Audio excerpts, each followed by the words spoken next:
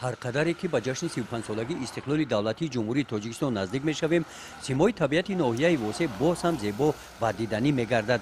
در دایره کارهای سبزگردانی محیط در قطار دیگر شهر و ناحیه‌های کشور عزیزمون، ساکنان ناحیه واسه هم کارمندان مؤسسه دولتی نگهداری راههای اتومبیلی با حشرچیان دهاتی با بوشاییان روزهای استراحتی این هفته به حشر برآمدند. حشرچیان در سبز خرم گردانیدن محیط طبیعت این قطعه شفت شاهراه واسع خوالینگ که از دهه زرکاران میگذرد با شنانیدن درختان سویافکن و میوه دهنده سهمی ارزنده گذاشتند. طبق سپارش دستورهای پیشوای معظم ملت پرزیدنت مملکت محترم امام رحمان سالهای 2024 2040 با کشور سبز تبدیل دوان جمهوری از وزارت نقلیات و مؤسسه ما در سال 2025 نقشه‌بندی شده است شناندن 6000 بیخ درختان میوه دهنده و سویافکن از این 1300 درختان میوه دهنده میباشند.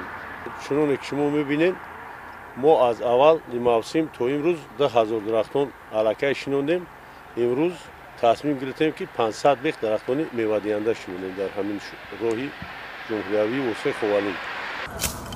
در این روز در شفت شاهراه دوشنبه کلوب قطعه‌ای که از دهاتی به نام عبدی‌عوض میگذرد هم برای سبزگردانی محیط این موضع با پیشنهاد جماعت دهات ساکنان به حشر نهال شنانی برآمدند. پیش از شنانیدن درختان حشرچیان شفت شاهراه را از خس و علف‌های بیگانه تازه کردند. با همین ترتیب برای شنانیدن درختان زمین این موضع را آماده نمودند.